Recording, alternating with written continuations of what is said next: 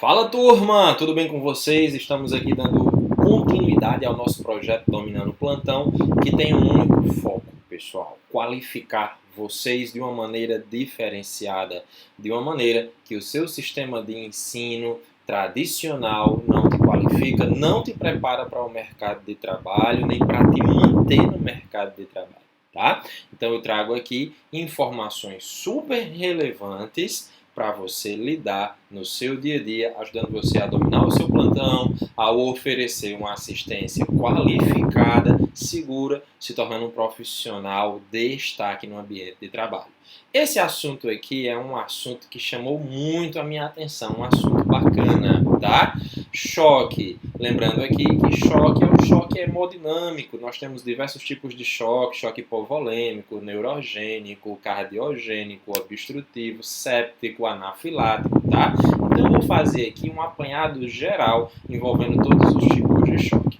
Como identificar seu início sem depender do quadro de hipotensão, né? O que é que acontece? Mas vamos lá aqui. Quem sou eu? Para quem não me conhece, sou enfermeiro, pós-graduado em urgência e emergência, sou professor, leciono em ensino técnico, graduação, pós-graduação, cursos de capacitação ao longo aí de mais de 10 anos, né? Desde a minha época de formação. Sou servidor público hoje no município de Fortaleza, tá? Num hospital de urgência e emergência em traumatologia, e mentor para concursos, seleções e residências. Vamos falar aqui um pouquinho sobre definição de choque, que nada mais é do que uma disfunção no estado circulatório que vai culminar, ou seja, vai resultar com uma alteração no metabolismo. Antes, você nesse momento está tendo um metabolismo aeróbico. E aí, se você tem um quadro de privação de oxigênio, que acontece no estado de choque, nós vamos ter uma diminuição desse metabolismo, né? Exatamente em decorrência dessa restrição de oxigênio, que vai virar uma cascata, restringindo-se cada vez mais a quantidade de oxigênio para células, tecidos e órgãos. Geralmente, quando a gente está ali no nosso plantão, no dia a dia, eu vejo muito que a maioria dos profissionais se restringem a avaliar o paciente, a suspeitar que o nosso paciente está evoluindo com estado de choque, ao avaliar o valor da pressão arterial. E chama muito a atenção, inclusive a própria literatura, dando destaque ao valor da pressão com relação à hipotensão, tá?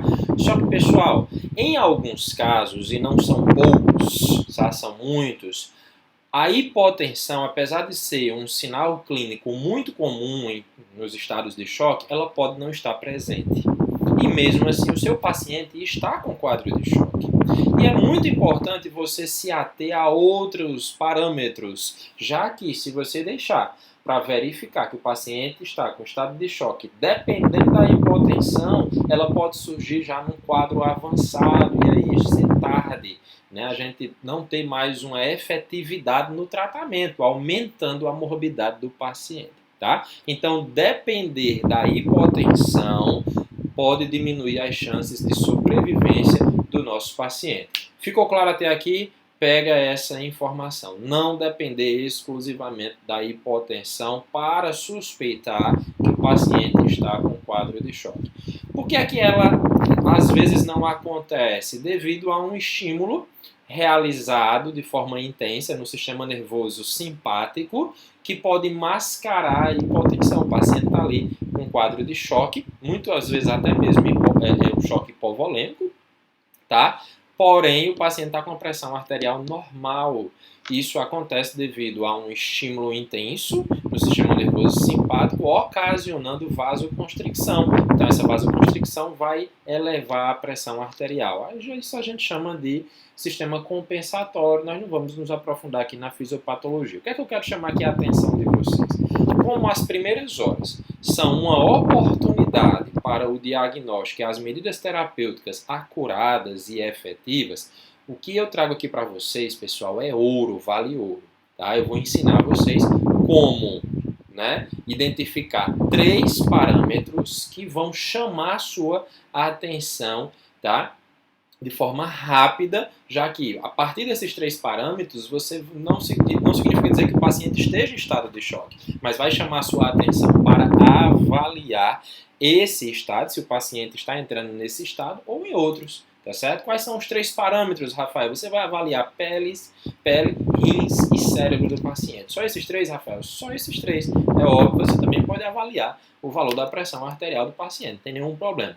Então, em termos de pele, você vai examinar a pele, vou já dizer aqui quais são as modalidades que você vai avaliar, tá? Basicamente, você vai avaliar o nível de perfusão do paciente através desses 3 parâmetros. Você vai avaliar nos rins o débito urinário do seu paciente e no sistema nervoso, no cérebro, você vai avaliar como é que está o nível de consciência desse paciente. Iniciando aqui como primeiro parâmetro a pele, você vai avaliar. A pele é um exame simples, de fácil acesso, não precisa de nenhuma tecnologia, não há nenhuma dificuldade, a não ser aquele paciente que esteja, por exemplo, com quadro de um grande queimado, tá com queimaduras extensas, grandes curativos, aí a gente vai ter uma dificuldade. Excetuando-se isso, é bem simples. Então esse é um dos melhores parâmetros que nós temos no dia a dia, à beira-leito, para avaliar se o paciente tem ou não disfunção da perfusão, ou seja, se ele está com hipoperfusão. Ele tem um grande valor de diagnóstico, ele ajuda você a ter uma suspeita de um bom ou mau prognóstico, tá?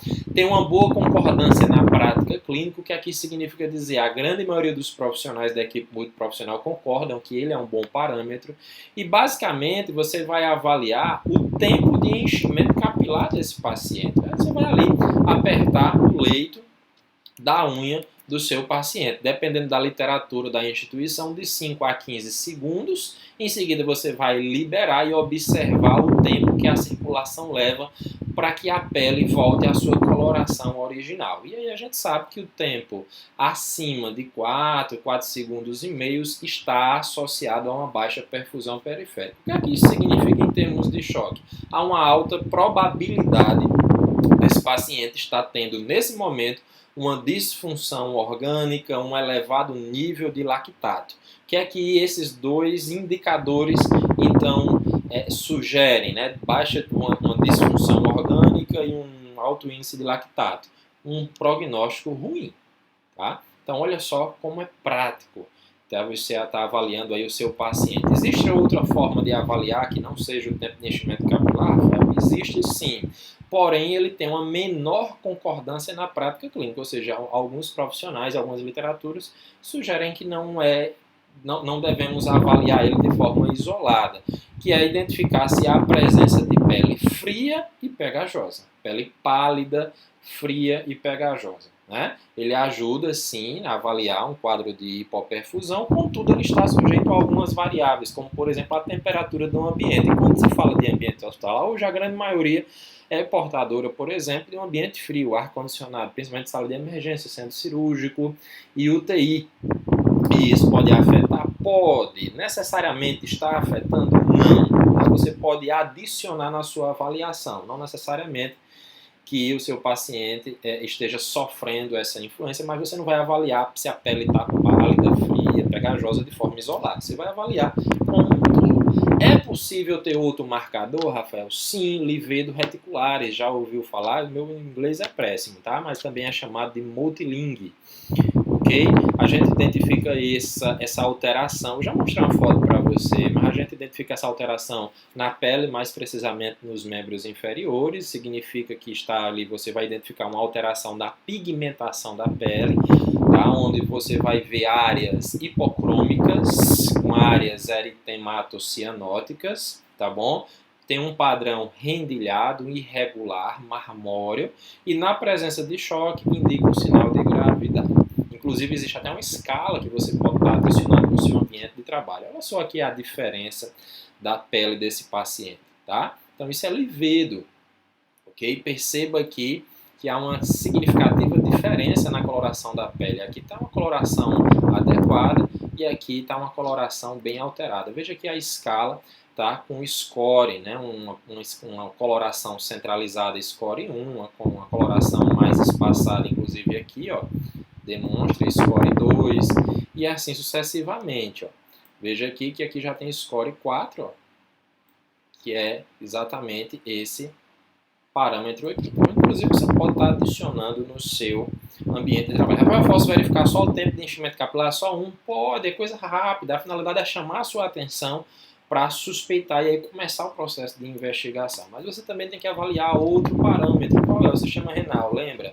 Onde você vai quantificar o débito urinário. Então, o paciente grave, pessoal, precisa ali, pelo menos nas primeiras horas, nos primeiros dias, estar com catéter vesical de demora, onde, na presença de oligúria, ou seja, um débito urinário menor do que 0,5 ml por quilo de peso por hora, é possível que o meu paciente esteja sim com um quadro de choque. E vale ressaltar que, chamo muito a atenção aqui, inclusive durante os meus plantões, que oligúria não é necessariamente um indicador de baixo fluxo renal. Porque eu vejo muito pessoal dizer: o paciente está com baixo débito urinário, está com oligúria, vamos fazer reposição de volume, aí faz 2.000 de Ringer lactato, de soro fisiológico, isso pode encharcar o seu paciente, causando edema agudo de pulmão. Então é muito importante ter cautela com relação a isso, tá? Não necessariamente é um problema renal, tá certo? Essa associação, ela, por vezes, ela é automática e pode ser prejudicial na terapêutica do paciente pelo excesso da reposição volêmica, tá bom? Então chama aqui a atenção com relação a isso, mas baixo débito urinário pode ser indicativo de que o paciente esteja entrando num quadro de choque. Então avaliar a pele, avaliar o sistema renal e, por último, avaliar o nível de consciência. Esse é um parâmetro primordial, não pode faltar. Tá? Paciente grave, você tem que avaliar o nível de consciência. E quando se trata de choque, a gente não tem o que dispensar desse exame, tá? Ele é um sinal neurológico comum que surge quando há uma desproporção entre a oferta de oxigênio que está sendo consumido. Basicamente, o que é que você vai ver? O paciente com quadro de sonolência e desorientação. Desorientação, agitado, eufórico, né? Desorientado em tempo, espaço e em pessoa, tá bom? Então, isso significa dizer que o paciente também esteja possivelmente com hipoperfusão. Rafael, todo paciente está com essa alteração do nível de consciência é choque? Não. Pode ser uma hipoglicemia. Repito, chamar a atenção, esses três parâmetros, esses três marcadores devem só chamar a sua atenção para amplificar a sua atenção junto ao paciente e aumentar a avaliação junto a ele, né? Então, a alteração do nível de consciência sinaliza uma situação crítica que possivelmente requer uma intervenção imediata, tá certo? Então, aqui, reforço o resumo aqui, avaliar o cérebro do paciente, ou seja, avaliar o nível de consciência, avaliar a pele, principalmente tempo de enchimento capilar, cor, né, livedo, se a pele está fria, pegajosa, e sistema renal, avaliar o débito urinário. Então, reforço a importância de que tem, né, de nos mantermos atentos ao paciente em estado crítico, tá? Eles exigem uma atenção maior da nossa parte. Isso vai ajudar você a aumentar a sua acurácia na avaliação e principalmente a efetividade no seu tratamento. Tá certo, turma? Bom, essa foi mais uma aula, mais uma explicação, mais uma orientação do nosso projeto Dominando o Plantão. Espero que tenha ajudado. Deixe o seu comentário, curte e compartilhe com seus colegas. Sucesso, turma. Valeu!